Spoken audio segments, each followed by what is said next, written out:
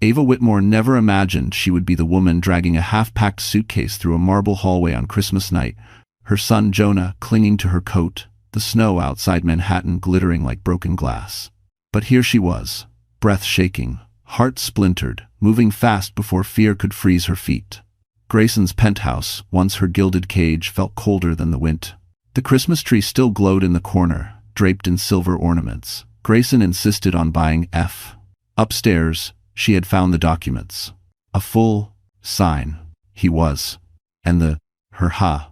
Ava forced a smile. The kind mothers create when they're breaking. Yes, Bab. In the office, Grayson's MacBook Pro still glowed with an open email from Delilah Crane, his lover, his accomplice, the woman whispering poison into his ambition. The subject line felt like a slap. Ava Sweb. She grabbed Jonah's coat, lifted him into her arms, and stepped into the hallway. The elevator down, but behind her, lights flickered in the penthouse window. Grayson had. And when he opened that office door and saw the documents missing, everything. From the outside, Ava Whitmore and Grayson Hale looked like the couple New York magazines loved to photograph him. A rising corporate star with tailored suits and a Rolex that never stopped ticking. Her, the quiet beauty with soft eyes who fit the Park Avenue life like a delicate ornament placed on a shelf. But ornaments don't breathe, they don't break. And Ava had been breaking long before Christmas night. When they first met at a medical charity gala 7 years earlier, Ava was working 2 jobs, one at a pediatric clinic and one at a late-night diner to pay off student debt. Grayson was already ascending, the kind of man who spoke about 5-year plans, the way others spoke about vacations. He liked how humble she was, how grateful, how impressed by his world. She liked how confident he seemed, how safe he felt. She didn't realize safety can be mistaken for control when you're young and tired and longing for stability. Their relationship moved fast. Too fast. Within 6 months, she had moved into his Manhattan apartment. Within a year, they were married. And within 2 years, Ava was pregnant alone in that penthouse, while Grayson traveled weekly for work, always chasing the next title, the next deal, the next applause. The first signs of trouble were so small they were almost invisible. The way he corrected her in front of friends, the way he chose her clothes before dinners so she matched the room better. The way he insisted she quit her clinic job because a Hale wife doesn't need to work. When Ava struggled with postpartum depression, Grayson dismissed it. "You're too emotional," he'd say, pouring another drink. "Everyone has hard days, Ava. Don't make this dramatic." She tried to talk to him. He tried not to listen. And slowly, the Ava who once laughed easily became the Ava who whispered. The Ava who once spoke dreams aloud became the Ava who apologized for taking up space.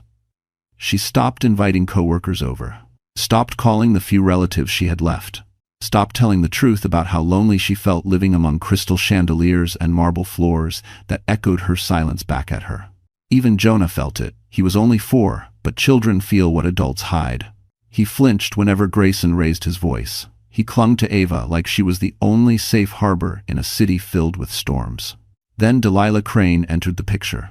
Delilah Sharp Heels, Sharper Smile joined Grayson's department 2 years into his promotion. She admired him loudly, laughed at jokes Ava didn't find funny, and whispered career advice that fed his ego like gasoline on flame. Ava didn't know at first. She only sensed the distance widening, the late nights multiplying, the scent of a perfume she didn't own drifting from Grayson's dress shirts. But she said nothing. When you've been slowly conditioned to believe you're too sensitive, silence becomes easier than truth. By their 5th anniversary, the marriage had become a performance. Photos looked happy. Friends saw luxury. Neighbors saw success. But none of them saw Ava crying quietly in the bathroom at 2 a.m., holding a hand over her mouth so Jonah wouldn't wake. They didn't see the documents Grayson kept locked in his office drawer. They didn't see the custody plan drafted months before Christmas. They didn't see how long he'd been preparing to replace her. But Ava would see everything soon. And the discovery would become the spark that burned the entire illusion down. Because a marriage built on control doesn't crumble. It collapses loudly, violently, and all at once. Ava used to be someone who filled rooms with warmth. Not loud, not dazzling, just quietly steady, the kind of presence that made people breathe easier. But after 5 years inside Grayson Hale's world, she barely recognized the woman staring back at her in the penthouse mirror. The transformation didn't happen overnight. It was slow, deliberate, wrapped in compliments that felt like silk but tightened like rope. "Wear something darker," he'd say before corporate parties. "It looks more sophisticated. Don't mention your old jobs. People don't need to hear that story. You're lucky, Ava. Most women would kill for this life." Each sentence rearranged her piece by piece, until she existed the way he preferred, soft-spoken, polished, agreeable. A wife who wouldn't embarrass him in front of executives or donors. A mother who stayed home and kept quiet. A woman who knew her place. The penthouse reflected the same control. Sleek, cold, curated. Crystal vases she never picked. Furniture she wasn't allowed to adjust. Even the scent in the apartment came from a diffuser. Grayson programmed himself. "Neutral and professional," he said. Ava felt like another object in the home. Beautiful, displayed, replaceable. It became clearest the night of his promotion gala. She remembered stepping out of the bedroom wearing a blue dress she loved, simple, soft, the color of calm. Grayson didn't even hide his irritation. "Change," he snapped. "That dress photographs terribly." She froze. "Photographs? Grayson? It's a celebration, not a press. Do you want people to think I don't take care of my wife?" The words hit harder than any shout. She changed. At the gala, he introduced her to colleagues as if she were an accessory. "This is Ava," he said once, without looking at her. "My wife. She used to work in healthcare." Used to. As if motherhood erased her skills. As if he had lifted her out of insignificance. She smiled politely through the evening, clutching a champagne flute she never finished, feeling the floor tilt under her feet. On the car ride home, she stared out the window, Manhattan's skyline glittering like something unreachable. She wondered if this was adulthood performing happiness, suppressing fear. Grayson didn't notice. Or worse, he noticed and didn't care. Then came the criticisms, disguised as concern. "You really should lose the baby weight. It's been years, Ava." "Thank you, Forstner. You're overreacting again. Are you on your medication? Stop crying. Jonah will think you're unstable." She didn't know when he started saying things like that. She only knew she believed him. She started checking herself before speaking, editing every sentence, rehearsing apologies in the shower. In a home full of marble and glass, she still felt invisible. But the cruelest shift came when Delilah Crane entered their lives. Delilah didn't just feed Grayson's ego. She fed his delusion that Ava was holding him back. Ava once overheard them on speakerphone. Grayson didn't realize she was in the hall. "You've outgrown her," Delilah murmured. "You need someone who understands ambition." Ava's heart cracked. Quietly, Grayson didn't defend her. He didn't even pause. From that moment on, Ava sensed he wasn't just neglecting her. He was sculpting an exit strategy. Every cold comment, every late night, every distant stare, they were clues she was losing her place in his carefully curated empire. But what she didn't know, what she couldn't have imagined, was that Grayson wasn't trying to leave her. He was planning to replace her. And he had already begun. Ava first noticed Delilah Crane, the way a person notices a drop in temperature, subtle, almost invisible, but impossible to ignore once it settles into the air. Delilah wasn't loud or crude about her presence. She slid into Grayson's life like a shadow stretching into a room, quiet but inevitable. Sleek black hair, a voice like polished glass, an ambition that shimmered beneath her smile. She moved through the office like she owned it. Grayson swore she was just a colleague, but colleagues didn't text past midnight. Colleagues didn't leave lipstick marks inside coffee mugs in someone else's kitchen sink. Ava found one on a Tuesday morning. She stood there holding the cup, staring at the faint coral stain like it was a confession. It wasn't hers.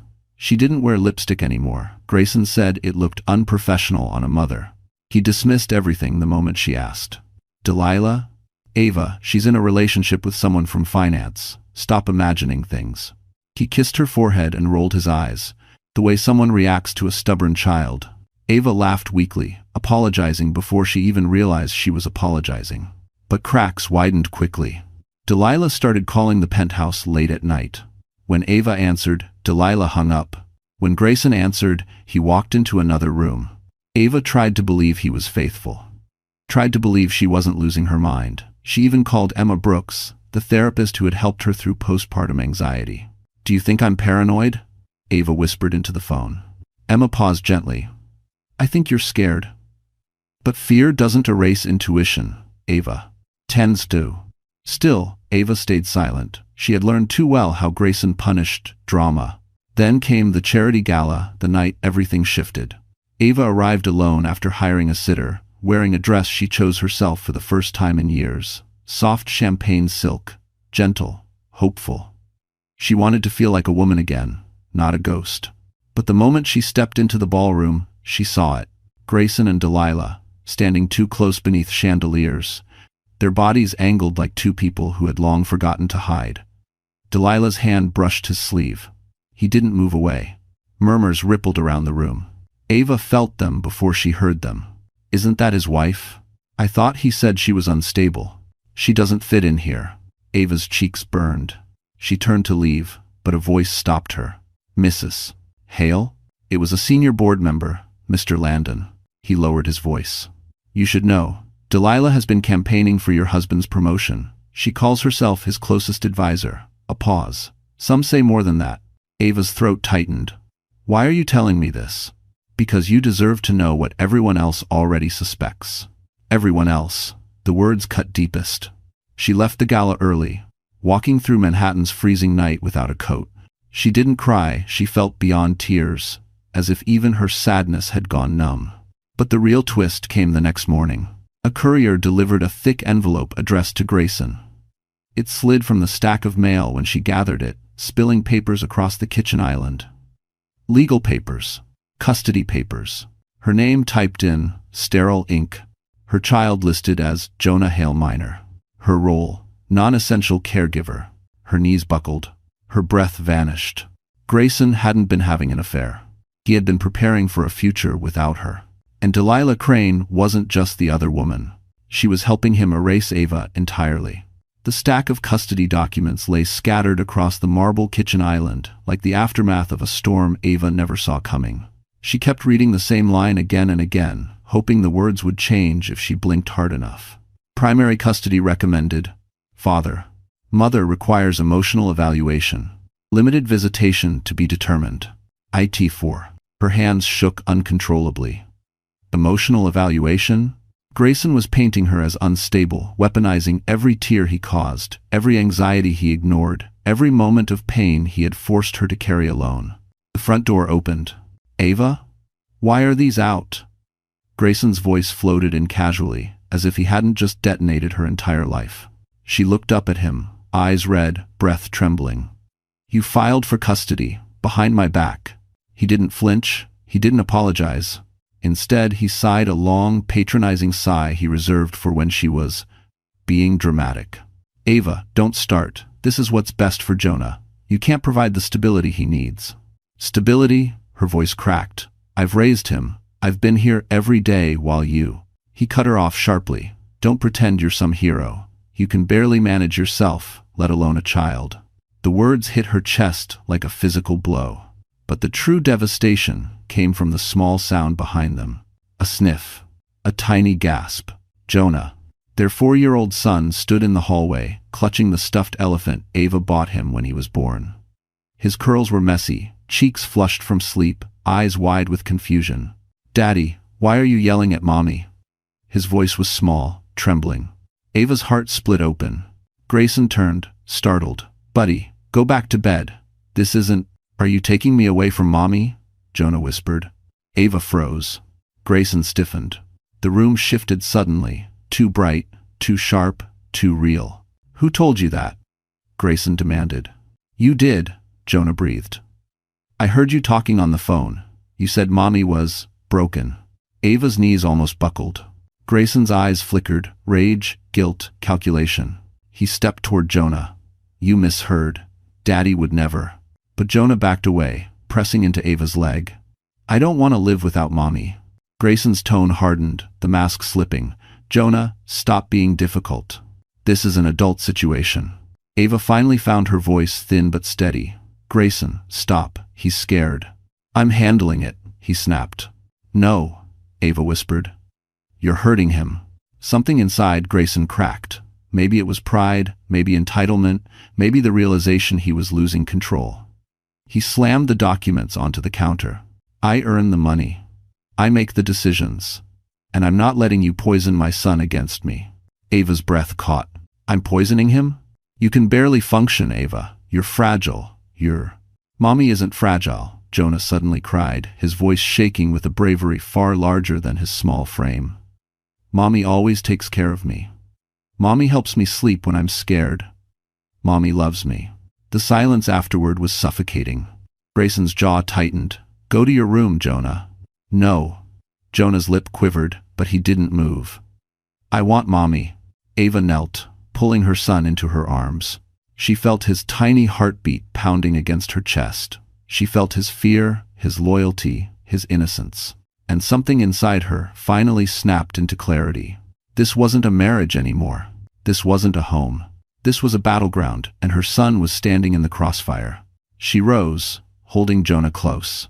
This ends tonight, Ava whispered, more to herself than to him. Grayson frowned. What does that mean? Ava met his eyes steady, certain, unrecognizable, even to herself. It means you won't get to decide what happens to us anymore. And for the first time, Grayson Hale knew she meant it. The moment Jonah's small arms wrapped around her, something inside Ava Whitmore, something she thought had died long ago, came fiercely back to life. A mother's instinct, sharper than fear, louder than shame. She held him tightly, feeling the tremble of his tiny body against her chest. His tears soaked into her sweater. His heartbeat fluttered like a trapped bird.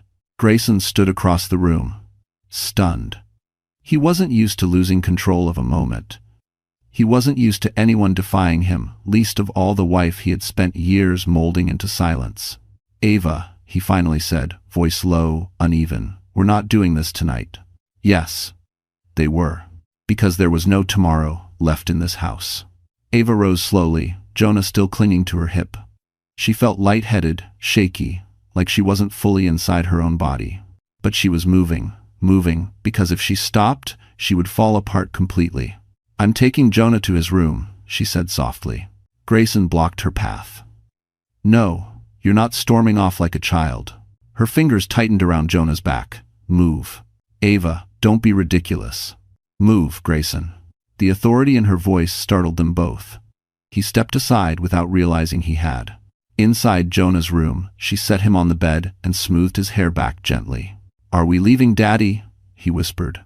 Her throat tightened. Not yet, baby, but we're going somewhere safe.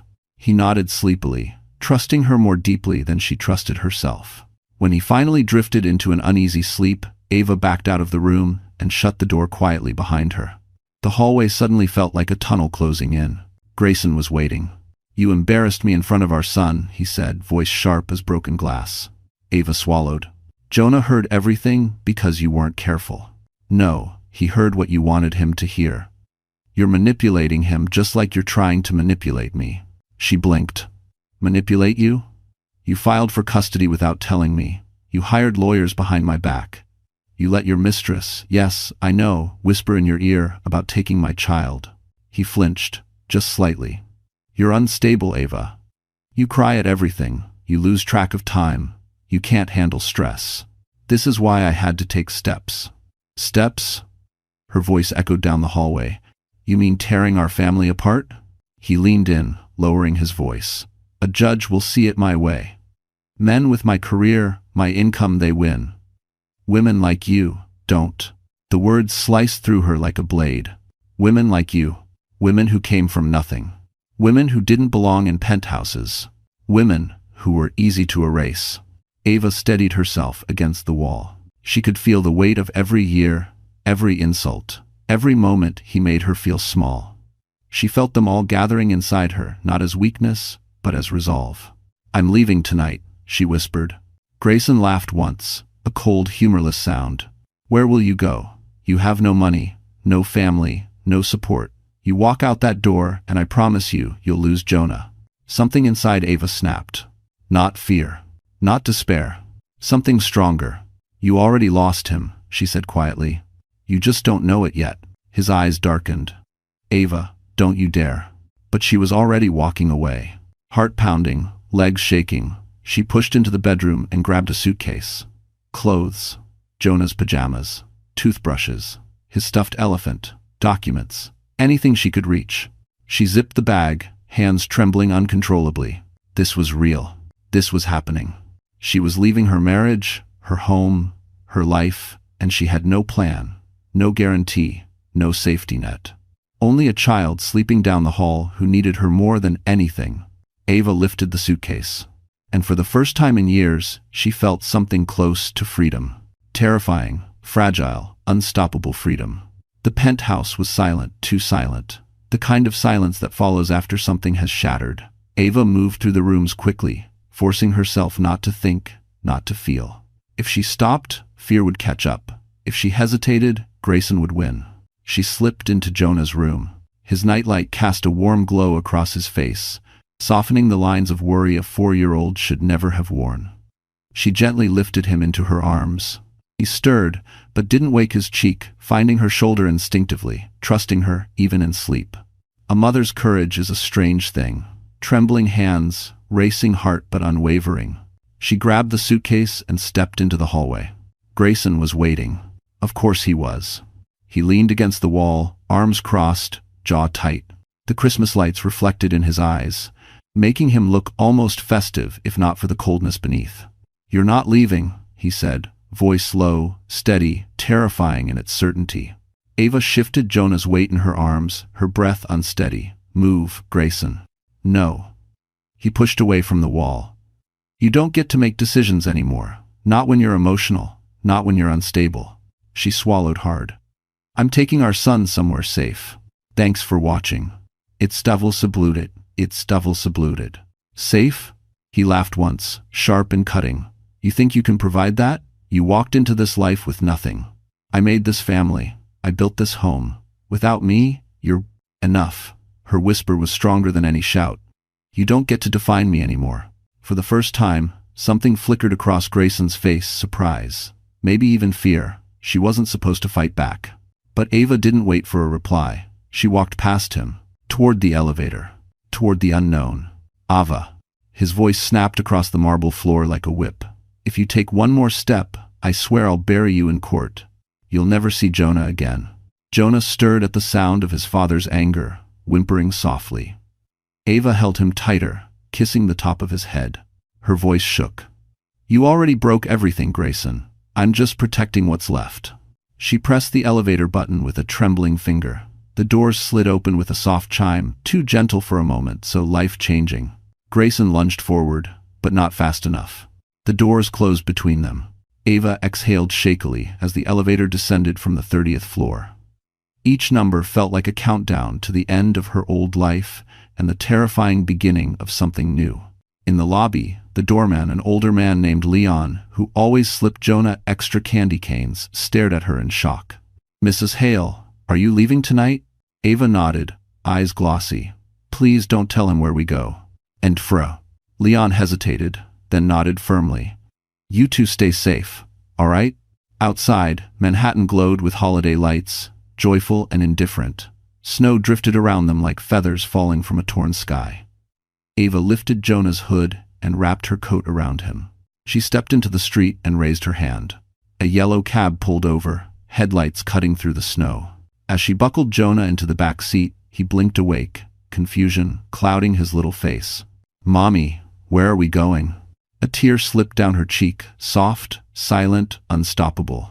"Somewhere Daddy can't hurt us," she whispered. The taxi pulled away from the curb. Ava watched the penthouse grow smaller and smaller until it became just another window in a skyline of thousands. Another story ending. On the 30th floor, a light flicked on. Grayson's silhouette appeared at the window. And for the first time, Ava saw him not as her husband, but as the man she was finally escaping. The cab moved through Manhattan like a small, fragile boat in a sea of glittering lights and holiday chaos. Ava held Jonah tightly, her fingertips numb not from the cold but from the adrenaline still pounding through her veins. Every traffic light felt like a question she couldn't answer. Every turn felt like it might lead her back to the life she was running from. "Mommy, are we going to Grandma's?" Jonah murmured sleepily from her lap. Ava's throat tightened. "Grandma lives in the sky now, baby." He nodded, accepting her answer with the innocence only children still possess. Then, after a moment, "Are we going somewhere safe?" Her breath caught. "Yes, sweetheart, somewhere safe." But safe was still a concept, an idea she hadn't reached yet. She gave the driver an address she barely remembered, an old friend's apartment in Jersey City, someone she hadn't spoken to in years, someone she prayed was home. She couldn't go to a hotel. Grayson would track her card within minutes. She couldn't go to a shelter. The paparazzi around the Hale family would tear that place apart if they caught wind of it. Jonah drifted off again halfway through the tunnel. Ava watched his chest rise and fall, small and steady, as if unaware of the earthquake that had just cracked their lives open. She gently brushed a curl from his forehead. He had her eyes, her softness, her heart, and Grayson wanted to take him away. Tears threatened again, but she blinked them back. Not now. Jonah needed stability, even if she didn't have any left for herself. The cab pulled up to a modest brownstone. The driver helped her unload the suitcase. "You sure you're okay, miss?" he asked. No, she wasn't. "Yes," she lied. He hesitated before nodding and driving off. Ava shifted Jonah into one arm and rang the doorbell. For a moment, nothing happened. Then the porch light flicked on, revealing a familiar face. "Lydia," Ava whispered. Her old college roommate blinked in shock. "Ava? It's Christmas Eve. Oh my God, what happened?" Ava swallowed everything. The years of silence, the humiliation, the exhaustion, and managed, "Can we stay for tonight? Just tonight." Lydia stepped aside instantly. "You can stay as long as you need." Inside, the warmth hit Ava like a wave. Soft lights draped around the small living room, a homemade wreath on the table, a half-eaten plate of cookies next to a glass of milk left out for Santa. Lydia's daughter peeked out from down the hall, curious. Ava set Jonah on the couch, tucking a blanket around him. He fell back asleep without a sound. Lydia knelt beside her. "Ava, you look like you haven't slept in days." "I haven't slept in years," she whispered. They sat in the quiet for a moment, the glow of Christmas lights reflecting in Ava's tired eyes. "Did he hurt you?" Lydia asked gently. Ava shook her head. "Not with his hands. But sometimes words break you worse." Lydia nodded, understanding more than she admitted. Ava looked down at her shaking hands. "He's trying to take Jonah from me. He filed everything. He planned it. Her voice collapsed, trembling like thin glass. Lydia reached out, squeezing her hand. "You got out. That's the bravest thing you've ever done." Ava wanted to believe that, but all she could think was, how long until Grayson found them? How long until he dragged her back into court, into chaos, into hell? She closed her eyes. Tonight was the first night without him. The first night she wasn't his wife. The first night she had truly chosen herself. And even in the middle of fear, even wrapped in uncertainty, there was a small, undeniable flicker of something new. Hope. Christmas morning should have been quiet, warm, filled with soft laughter and wrapping paper. Instead, Ava woke on Lydia's couch with a stiff neck, a pounding headache, and the weight of her entire life pressing on her chest. For a brief, blurry moment, she forgot where she was. Then Jonah shifted beside her, his tiny hand curled around her arm, and reality came flooding back. She had left. She had really left. Ava brushed Jonah's hair gently. He was still asleep, peaceful in a way she hadn't seen in months. She wished she could freeze that moment for him, for herself. But morning brought consequences. Morning brought clarity. Morning brought war. Lydia walked in, carrying 2 mugs. "You need the strong stuff today." Ava accepted the coffee with shaky hands. "I don't know what happens now. You breathe," Lydia said simply. "And then you call someone who knows what to do." Hasmar. But before Ava could respond, her phone vibrated violently, 10 missed calls, then 12, then 15. All from Grayson. Then a text appeared. "Ava, answer your phone. You're making a mistake. Come home." Another. "You won't get custody. Don't push this." And another. "If you don't return Jonah today, I will involve the police." Ava's stomach twisted. "Lydia, what if he really calls them? What if they think I kidnapped my own child?" Lydia tightened her jaw. "They won't. You left for safety. That matters. But you need legal help immediately." Ava hesitated. "I can't afford a lawyer, not one good enough to fight him." "Actually," Lydia said slowly, "there's someone who owes you a favor." Ava blinked. "Who?" "Michael Larson. A memory flickered, brown hair, kind eyes, a pre-med student with a quiet crush on her back in college. They had lost touch after graduation, but she remembered him as one of the few people who ever made her feel genuinely seen. He's a family attorney now, Lydia explained. Good one. And he hates men like Grayson. Ava stared at her phone, trembling. What if he says no? Lydia shook her head. Ava, if you don't ask for help now, Grayson will crush you. Call him. Hands unsteady, Ava dialed the number Lydia found. Michael picked up on the second ring. Ava Whitmore? His voice was startled but warm. Wow, it's been years. Are you okay? Her voice cracked instantly. No, I'm not. End quote. She explained everything. The affair, the documents, Jonah overhearing the fight, her escape. She expected judgment, maybe even disbelief. Instead, Michael said, Good. You did the right thing leaving. Now let me help you keep your son. A tear slipped down her cheek. I don't have money for a retainer yet. I didn't ask, he interrupted gently. Ava, I remember who you were, and nobody deserves what he's putting you through. I'll represent you pro bono until we stabilize things. But listen carefully. Grayson Hale is going to fight dirty. Men like him always do. Ava pressed a hand to her heart. I know. And Ava, Michael added softly, you're stronger than you think. Just then, Jonah stirred awake, rubbing his eyes. Mommy, where are we? A friend's house, she whispered. We're safe. He nodded slowly, leaning into her side, trusting her completely. Michael's voice came faintly through the phone. We will win this, Ava, but you need to be brave. Braver than you've ever been. She looked around Lydia's small living room, nothing like the penthouse she left behind. It wasn't luxury, it wasn't stability, but it was safe. And it was hers. Ava inhaled deeply. War had begun. But for the first time, she wasn't fighting alone. Grayson Hale had built his reputation on precision, flawless presentations, flawless projections, flawless control. But on the morning after Ava escaped with Jonah, precision abandoned him. His penthouse felt cavernous and wrong, as if someone had stripped the walls of oxygen. The silence was suffocating.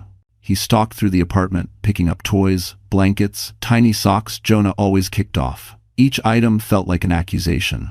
This is your fault, he muttered to himself. He wasn't used to losing. Not promotions, not negotiations, and certainly not battles within his own home. Yet Ava had slipped through his fingers in a single night, taking Jonah. Taking the image of the perfect Hale family he'd worked so hard to curate. He called her again. Voicemail. Again. Voicemail. He slammed his fist onto the marble counter, rattling a glass that cracked under the impact. The sound startled him. He didn't break things. He made things bend. He pulled up his contacts and dialed Delilah. She answered on the second ring, voice smooth as silk. Grayson, I heard you left the gala early. Everything okay? No, he hissed. Ava left. She took Jonah. A small pause. Too small. Almost calculated. Well, Delilah said carefully, maybe this accelerates the custody process. The courts don't appreciate impulsive behavior. He narrowed his eyes. Are you implying she's unstable? You told me she cries at everything, Delilah said lightly. Judges look at patterns. If she ran away, it supports your case. As a teenager's. He wasn't sure why her confidence irritated him. Ava leaving was a disaster, not leverage. I need Jonah home, he snapped. The optics are terrible. Optics? Grayson, your wife just fled Manhattan with your child. I think you should be more concerned with— Don't tell me what to be concerned with, he barked. Silence. Then a soft, frigid exhale. You're spiraling. Pull yourself together. He hung up without answering. In the office, he paced. His MacBook Pro glowed with unread emails, including one flagged by his finance director, urgent discrepancies in Q3 spending. He ignored it. His world was burning at home. He couldn't afford another fire. But his problems didn't care. At 9:14 a.m., his boss, Carl Wyndham, called. Grayson, I need you in the office. Now. I'm dealing with a family situation. This isn't a request. Dums. Grayson arrived at the Park Avenue Tower 30 minutes later, wearing the same clothes from last night, jaw locked so tightly it ached. His assistant avoided eye contact. Employees whispered as he passed. He stepped into Carl's office. 2 board members sat waiting. What is this? Grayson demanded. Carl folded his hands. There's been an internal audit. Some red flags came up connected to your department. Grayson stiffened. Miscommunications. I can clear everything up. Asco. Carl's gaze sharpened.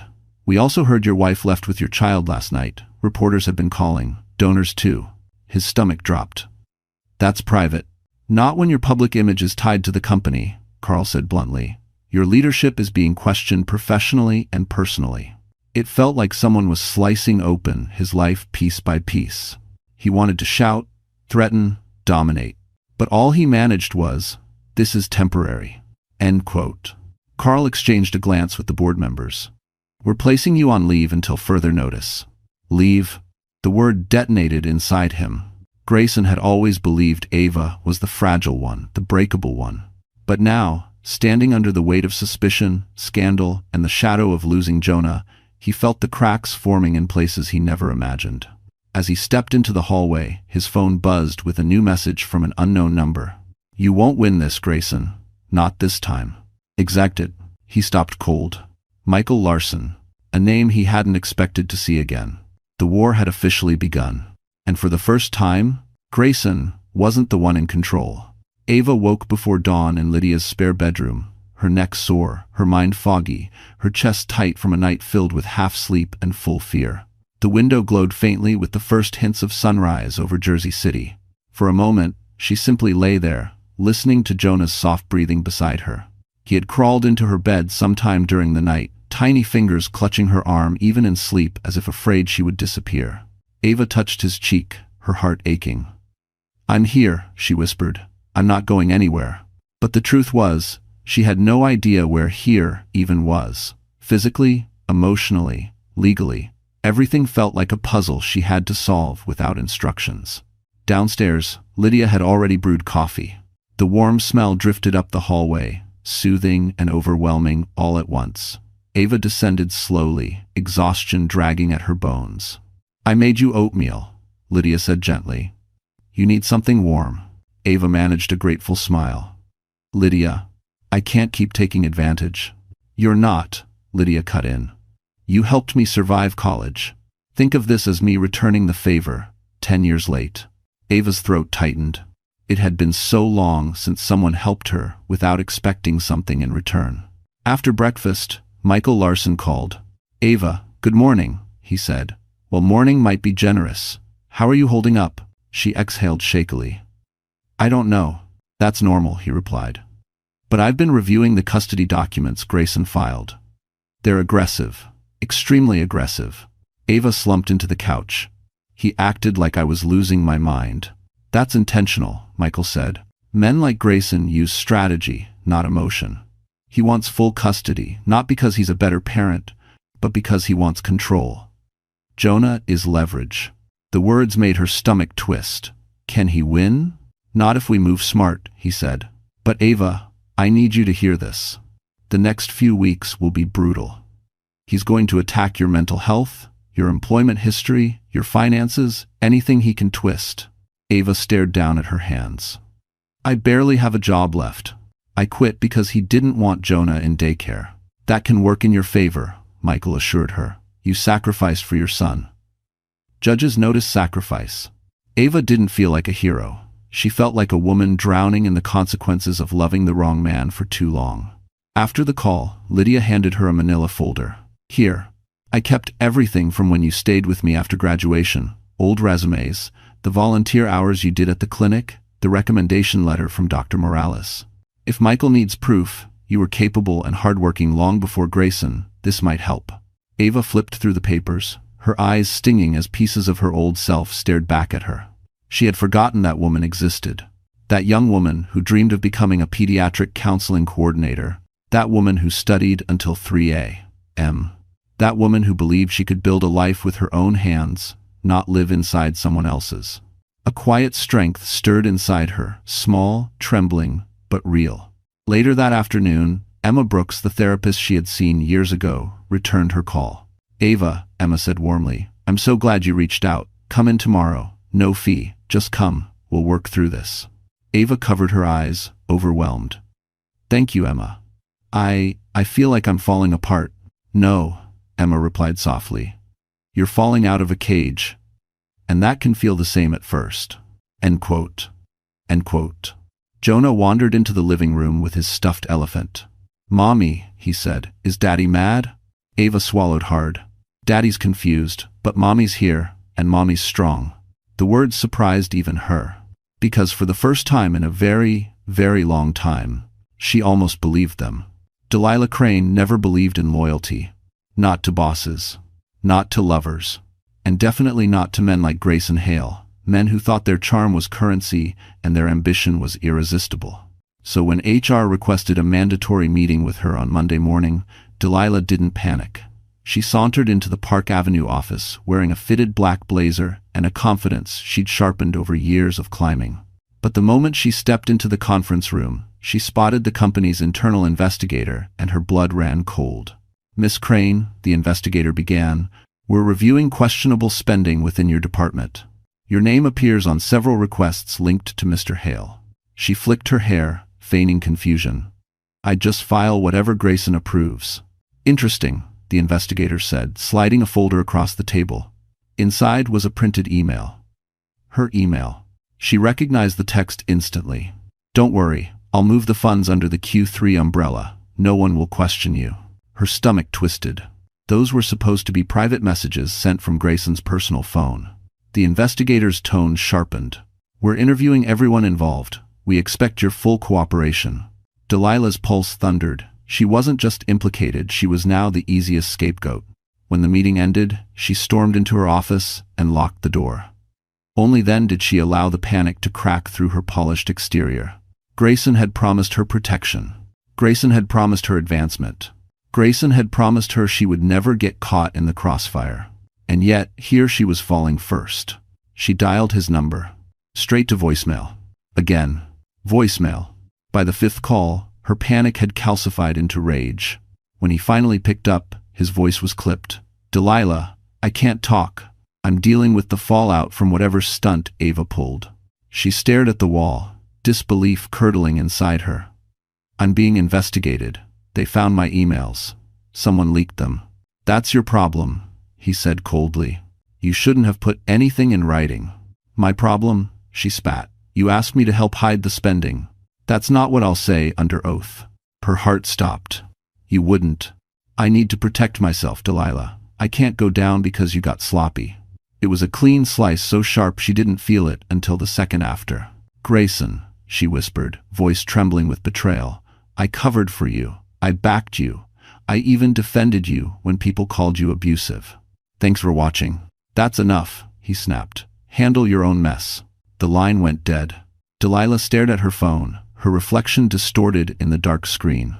A realization washed over her, icy and sobering. Grayson Hale wasn't just dangerous. He was disposable, and he had just disposed of her.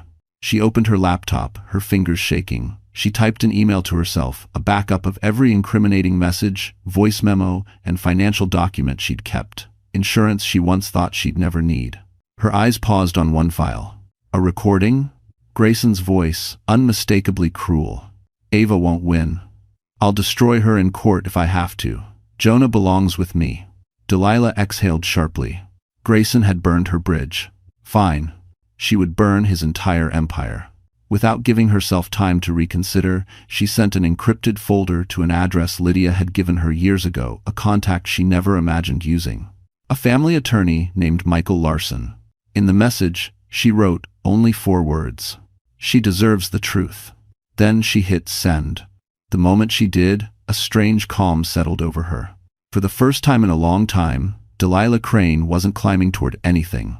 She was tearing something down. And Grayson Hale had no idea the woman he tried to use would become the woman who destroyed him. Michael Larson had handled countless divorce cases, but he rarely looked as shocked as he did the morning he opened the encrypted email from an unknown sender. His expression shifted, tightened, darkened, while Ava watched him from the other side of his office, hands anxiously twisting in her lap. He clicked play on the first audio file. Grayson's voice filled the room, sharp and smug. Ava won't win. She's weak. I'll destroy her in court if I have to. Ava's breath hitched.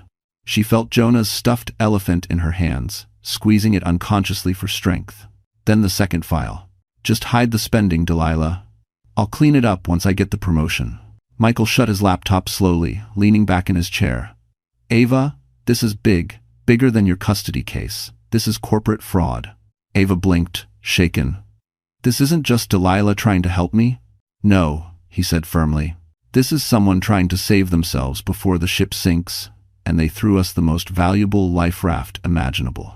Ava's pulse pounded. What does this mean for Jonah? Michael leaned forward, elbows on his desk. It means Grayson is no longer the untouchable executive with a spotless record. He's now a liability. Judges look at patterns, financial dishonesty, emotional manipulation, attempts to erase you. This shifts the entire landscape. Thanks for watching. Ava felt dizzy, as if she were standing on the edge of a cliff and the ground had tilted beneath her. Is this legal to use? She whispered. Absolutely, Michael said. Delilah sent it voluntarily, and more importantly, Grayson incriminated himself. Ava's hands shook harder. I don't want to destroy him, Michael. I just want Jonah safe.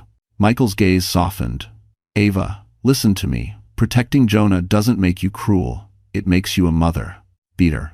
He printed several documents, sliding them across the desk. We're filing for emergency protective custody. Not because he's violent, but because he's dangerous in other ways.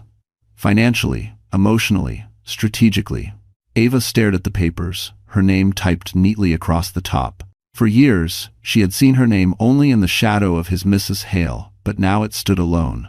Ava Whitmore. Hers. Independent. Real. I can't believe he wanted to erase me, she whispered. Michael nodded grimly.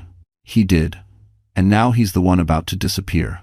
That evening, Ava sat on Lydia's couch with Jonah curled beside her, watching a cartoon he was barely paying attention to. His little fingers kept tracing the same circle on her sleeve, grounding himself. Grounding her. Mommy, he murmured, are we going to stay here forever? Ava's heart cracked. No, baby. Just until things get better. Did Daddy do something bad? Ava took a shaky breath. Daddy made mistakes, grown-up mistakes. But you didn't do anything wrong. Jonah nodded, still uncertain. A knock at the door startled them both. Lydia answered, returning moments later with a large envelope. It's from Michael, she said softly.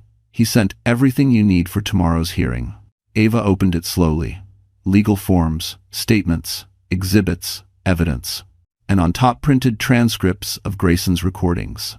She skimmed them, each line cutting, each sentence a reminder of how deeply he underestimated her. How thoroughly he believed she would never fight back. Her hands trembled. Lydia placed a warm hand on her shoulder. You don't have to be strong alone. Ava nodded slowly, exhaling a breath she'd been holding for years. Tomorrow, she would stand before a judge. Tomorrow, she would speak truths she had been forced to hide. Tomorrow, she would defend her son with evidence powerful enough to tear down Grayson Hale's empire. For the first time, Ava felt something fierce and steady rising inside her. Not fear. Not panic. Conviction. The truth had finally found her, and she was ready to use it. The hearing didn't end in triumph. It didn't end in defeat either. It ended the way most real battles do, messy, exhausting, and somewhere in the middle. Judge Morrison reviewed the evidence, frowned deeply at Grayson's recordings, and granted Ava temporary custody of Jonah until the full investigation into Grayson's financial misconduct concluded. It was a victory, but not a final one. A pause, not an ending. When Ava walked out of the courthouse, holding Jonah's hand, and Michael's reassuring words echoing behind her, she felt something unexpected: lightness. Not happiness, not relief, but the faintest glimpse of what freedom might feel like if she could ever reach it fully. That afternoon, while Jonah napped at Lydia's, Ava sat at the kitchen table with a notebook, a chipped mug of coffee, and the kind of silence that felt like an invitation rather than a threat. She hadn't sat alone with her thoughts in years. Thoughts used to be dangerous. Thoughts used to hurt, but now they felt necessary. She scribbled words, erased them, wrote new ones.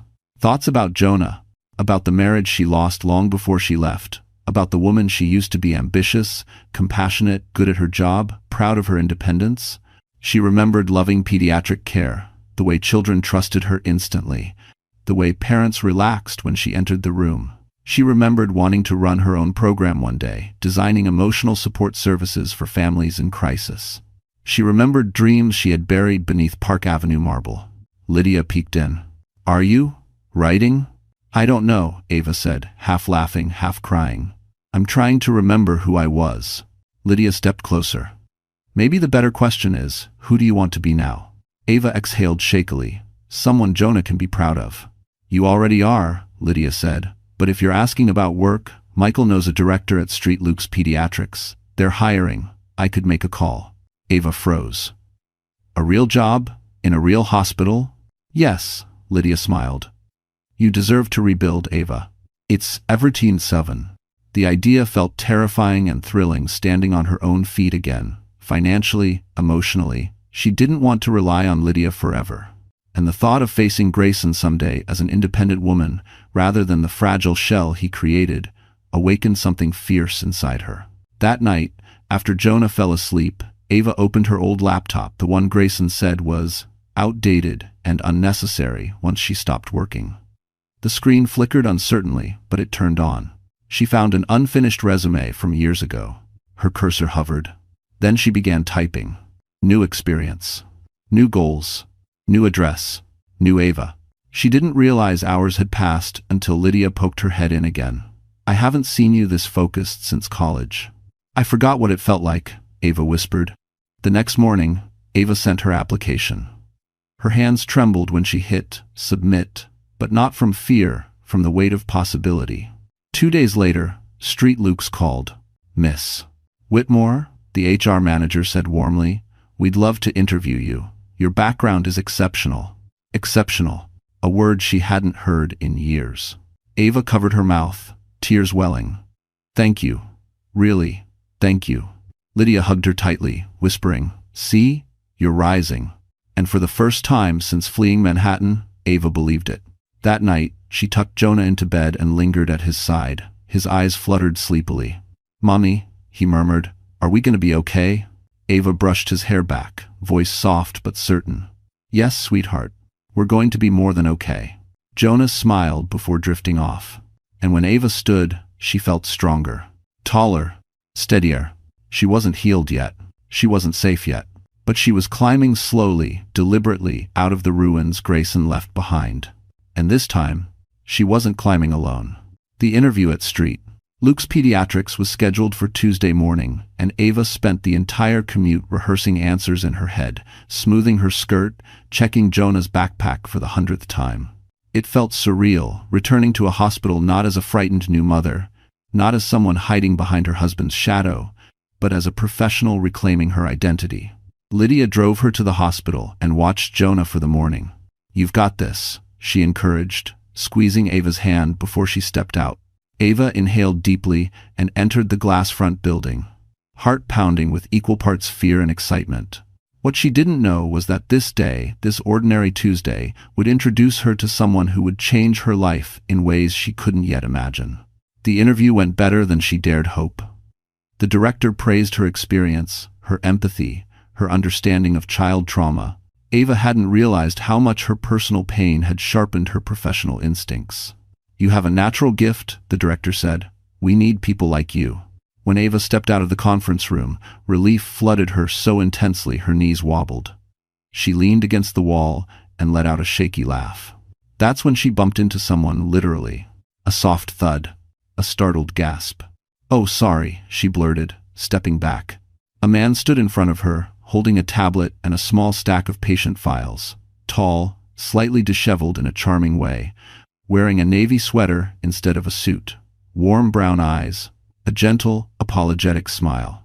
"No, that one's on me," he said. "I walk while reading, not a great habit in crowded hallways."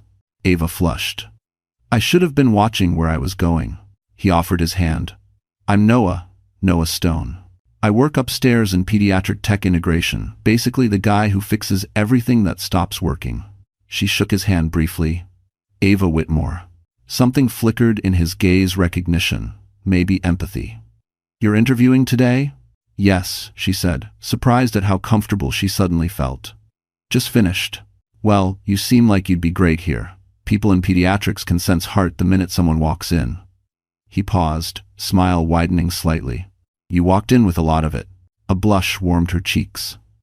Compliments from Grayson had always felt like weapons. Noah's felt like sunlight, unexpected, gentle, and strangely safe. Before she could respond, his tablet buzzed. Duty calls. But hey, good luck, Ava Whitmore. I hope we get to work together. He jogged off, nearly colliding with a nurse, laughing it off as he went. Ava watched him disappear around the corner, still feeling the echo of his kindness. She didn't know him. She didn't want to know anyone new. Romance wasn't even a thought.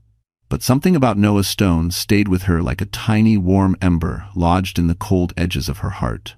That afternoon, she stepped back into Lydia's apartment, where Jonah rushed to her immediately. "Mommy, did you get the job?" "I think so," she laughed softly. "I really think so."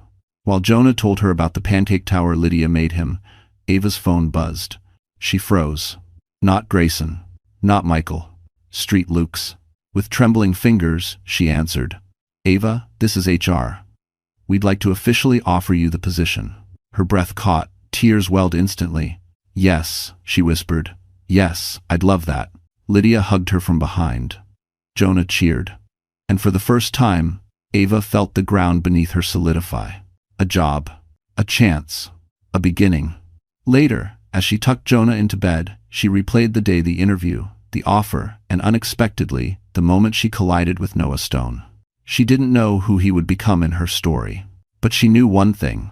When everything in her life had been falling apart, he appeared at the very moment she began to rise. 3 weeks passed, and Ava's world slowly began stitching itself into something steadier. She started her new job at Street Luke's Pediatrics, rediscovered her confidence, and built a routine for Jonah that didn't involve holding her breath. She wasn't healed, but she was standing, and that was more than she ever thought possible. But storms tend to return when skies finally clear. It was a Thursday evening. Jonah was coloring on the living room floor, and Ava had just finished preparing dinner with Lydia when the doorbell rang. Not a gentle ring, a sharp, insistent one. Lydia frowned.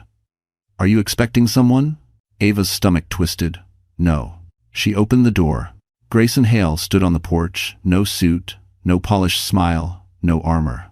Just a man who looked like he hadn't slept in days. His hair was unkempt, his eyes sunken, his posture tense. Behind him, the winter wind whipped his coat open, revealing a version of Grayson she had never seen. Disoriented, desperate, human. "Ava," he breathed. "Please, can we talk?" Her heart thudded hard. Jonah's crayons went silent behind her. Lydia stepped forward instantly. "You need to leave." But Grayson lifted a hand. "Please, I just need to speak with her. 2 minutes, that's all." "You have no." Ava inhaled slowly and stepped outside, closing the door behind her to shield Jonah. "What do you want, Grayson?" Her voice was steady, even though her pulse was anything but. He swallowed hard. "They put me on full suspension. They're investigating everything, my spending, my projects. Carl won't take my calls. And Delilah." His jaw clenched. "She betrayed me." Ava didn't flinch. "You betrayed yourself." He exhaled shakily. "I know I hurt you, Ava. I know I made mistakes." "Mistakes?" She cut in. "Mistakes are forgetting an anniversary or saying something unkind. You spent months trying to erase me from Jonah's life. You tried to take my child. You lied. You cheated. You built a prison around me and convinced me it was a home." His eyes flickered with shame. "I was under pressure. I wasn't thinking clearly." "You were thinking clearly enough to file for full custody," she said, under oath. He winced. "I was wrong." Wishatuzing lash. "What do you want from me, Grayson?" His next words stunned her. "I want my family back." Ava stepped away, as if he had struck her. "No, absolutely not. Ava, please. I can change. I've started therapy. I've cut contact with Delilah. I know I messed up, but I'm begging you, give me another chance. For Jonah. For us." She shook her head. "You're not asking for another chance. You're asking for control." "No." He looked genuinely broken. "I'm asking for forgiveness." Wispastav Williams. "Forgiveness," Ava said softly, "is not the same as reconciliation." He stared at her, uncomprehending. "You think this is about a fight?" she continued. "Grayson, you didn't just cross a line. You detonated every boundary I had. You tried to take our son. Do you understand what that does to a mother?" His voice cracked. "I miss him." She swallowed. Then you should have fought to keep him safe, not to own him. For a moment, the wind was the only sound. Ava, he whispered, I don't know how to live without you. You should have thought about that, she said, before you taught me how to live without you. Grayson's breath hitched, his eyes reddened. So, that's it? You're choosing to destroy this family? No, Ava said. I'm choosing to protect it. He staggered back, wounded. You'll regret this. No, Ava said calmly, but you might. She turned to go inside. Behind her, Grayson's voice cracked open in the cold air. Ava, please. But she didn't turn back. Because this time, she wasn't the one who broke. He was. The courthouse smelled like old paper, cold marble, and fear. Ava hadn't expected to tremble this much, not after everything she had already survived. But the moment she stepped into the family courtroom, holding Jonah's tiny hand, her legs threatened to give out. Michael walked beside her, calm and steady, the anchor she desperately needed. Remember, he murmured, you're not the one on trial. Grayson is. Let him unravel. But Ava wasn't trembling because of Grayson. She was trembling because of what this place represented. Every doubt, every wound, every moment, she had been convinced she wasn't enough. Jonah squeezed her fingers. Mommy, is Daddy gonna be here? Ava didn't answer quickly enough. Michael did. Yes, buddy. But you'll be with me while the adults talk. You're safe. Jonah nodded, trusting him instantly. Ava wished she could trust herself the same way. As they entered the courtroom, Grayson was already there. He stood when she walked in, eyes red-rimmed, suit wrinkled as if he'd slept in it. For a split second, a sliver of a moment, she saw the man she once married, vulnerable and lost. But then he opened his mouth. Ava, he said too loudly, too desperately. Please, can we step outside? We don't have to do this. Michael stepped between them. Sit down, Hale. Grayson glared at him before turning softened eyes back on Ava. We can fix this. I swear I'll be better. Ava lifted her chin. Sit down, Grayson. The judge entered, and the room settled. Case number 48 to 213. Hale versus Whitmore, the clerk called. Ava swallowed hard. Hearing her name separate from his still felt strange and liberating. Grayson's attorney went first. He painted Ava as unstable, overwhelmed, financially dependent, emotionally fragile. Every word was a sharpened knife. Every sentence twisted a piece of her past she had spent years trying to survive. Ava suffers from untreated anxiety, the lawyer said. She abandoned the marital home, he said. She fled with the child in the middle of the night, he said. Each blow pushed Ava back into old shadows, shadows where she apologized for bleeding. Michael placed a hand over hers, steady, grounding. Breathe, he whispered. When it was his turn, he rose with a controlled confidence that made Grayson shift in his seat. Your Honor, Michael began. The opposing counsel failed to mention why Ava fled, or what Jonah overheard, or that Mr. Hale filed for full custody without notifying her. He paced slowly. Or that Mr. Hale is currently under internal investigation for financial misconduct. A murmur rippled across the courtroom. The judge raised an eyebrow. Is there evidence of this? Michael clicked a button on his laptop, sending a recording through the courtroom speakers. Grayson's voice filled the room. Ava won't win. She's weak. I'll destroy her in court if I have to. Jonah belongs with me. Ava's breath caught. Grayson's face drained of color. Michael continued. Your Honor, this is not a man seeking custody for the well-being of his child. This is a man seeking control. Then came the hardest part. Ava, please take the stand. Her heart pounded, but she rose. Jonah watched her with wide, trusting eyes as she walked past him. She took the oath, hands trembling but voice steady. Michael asked gently, Why did you leave? Ava looked straight at the judge. Because my son heard his father call me broken. Because he cried in my arms. Because staying meant teaching him love was pain. She didn't cry. She didn't crumble. She didn't apologize. She told the truth. And for the first time, the courtroom the world saw her not as the fragile wife Grayson crafted, but as the mother who refused to break. When she stepped down, Jonah smiled at her proudly. And Grayson, for the first time, looked afraid. The hearing drained Ava in ways she didn't know were possible. By the time she stepped out of the courthouse, her hands shook from the emotional weight of reliving years she had tried so hard to escape. Jonah walked beside her silently, his small hand tucked into hers, his eyes searching her face for some sign that the storm was finally passing. Michael offered to drive her home, but Ava chose to walk a bit first. She needed air. She needed to feel the ground under her feet. She needed to remember she still had a body, still had a life, still had choices. And that's when she saw Noah Stone standing at the corner. He wasn't supposed to be there. He wasn't part of this world, the legal battles, the trauma, the unraveling of a marriage. Yet he stood with a gentle stillness, holding 2 cups of coffee, scanning the street until his eyes landed on her. Ava froze. "Noah? What are you doing here?" He stepped toward her, offering a warm cup. "Michael called me, said you might need support today." Her eyes widened. He shouldn't have. He did the right thing. Noah's voice was soft but sure. "I'm not here to intrude, Ava. I'm here because you deserve someone in your corner." Something in her chest cracked quietly, painfully. She hadn't had someone in her corner in years. Jonah looked up at Noah shyly. "Hi." Noah crouched down to his level. "Hey, buddy. You holding up okay?" Jonah nodded, then leaned closer to Ava's side. Noah saw it, and his expression softened even more. "Can I walk you 2 home?" he asked. Ava hesitated. She didn't want to rely on anyone.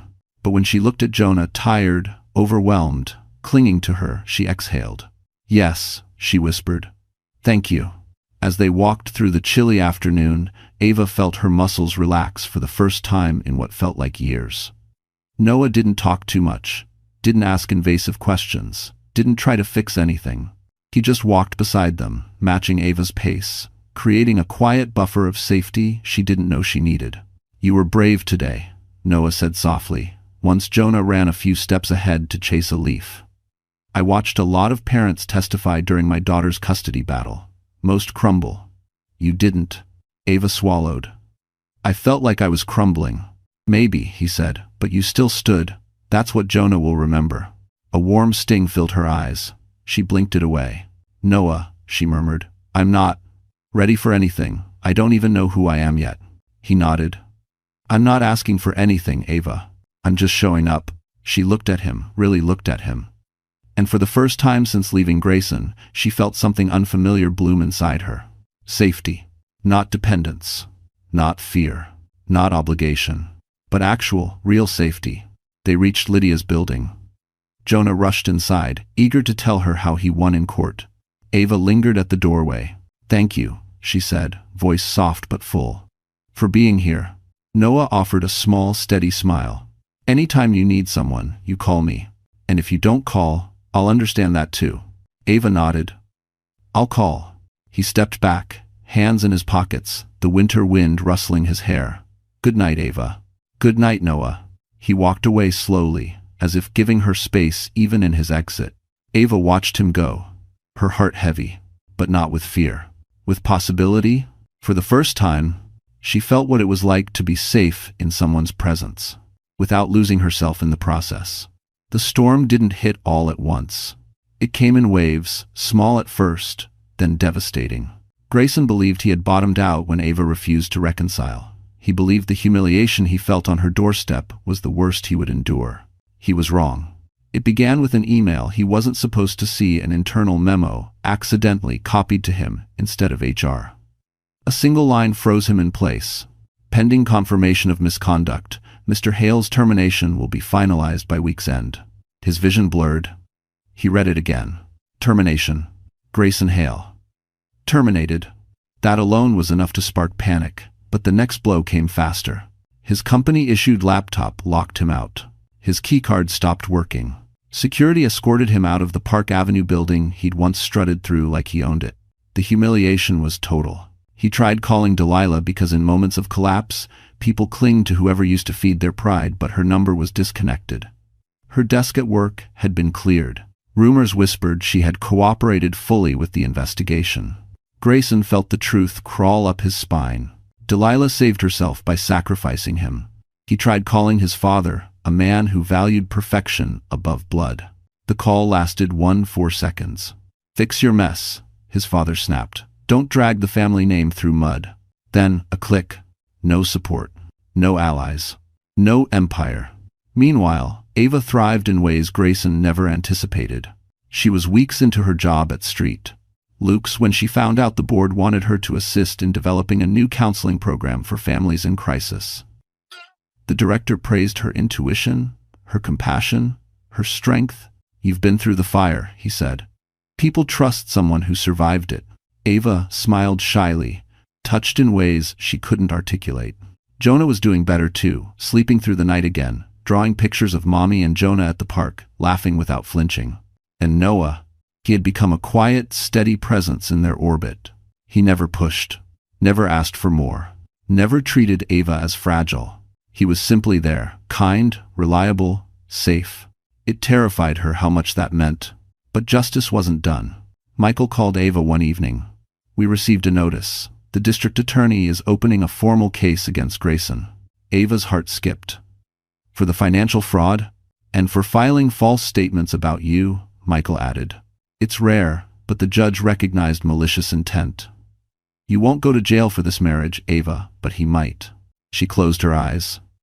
"I never wanted to destroy him," Michael replied gently. "Ava, wanting accountability isn't destroying someone." She nodded, even though part of her still trembled at the thought of anyone, even Grayson, being dragged into court in handcuffs.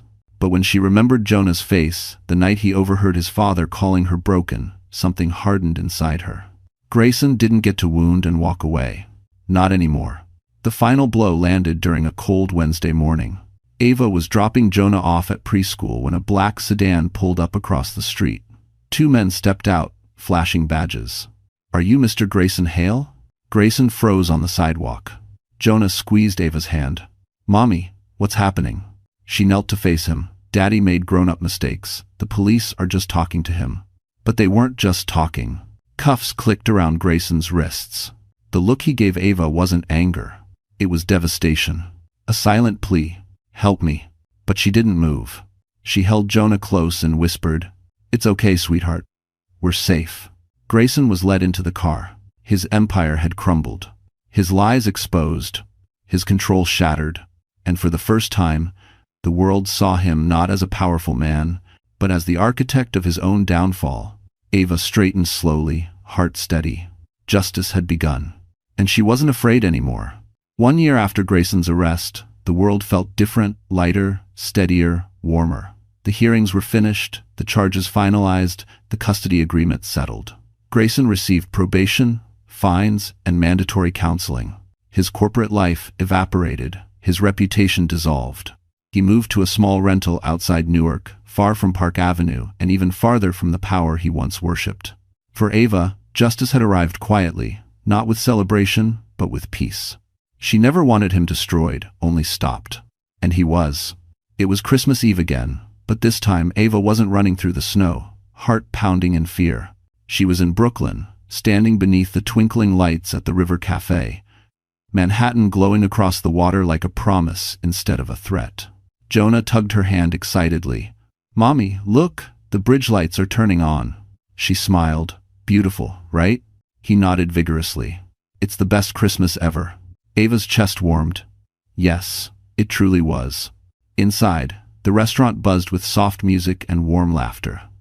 Lydia and her daughter were already at the table, waving them over. Michael had stopped by earlier to drop off a gift for Jonah, for my bravest little guy, before heading to his own family celebration. But someone else was waiting at the table too. Noah. He stood as she approached, his smile gentle but bright. "You made it." Ava laughed softly. "Wouldn't miss it."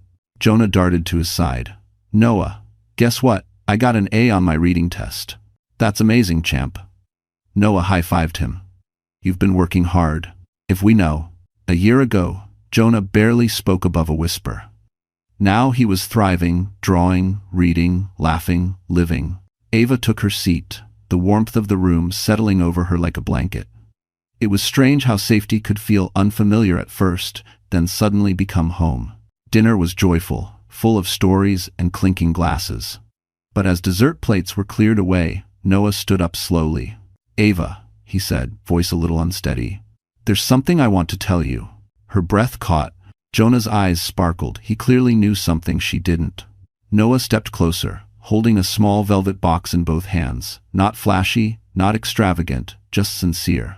When I met you, he began softly, you were carrying the weight of a world that wasn't kind to you. You didn't need rescuing, you only needed someone to stand beside you while you rescued yourself. Her eyes welled instantly. I watched you fight for Jonah, rebuild your life, rise after every blow, and I've never admired anyone more.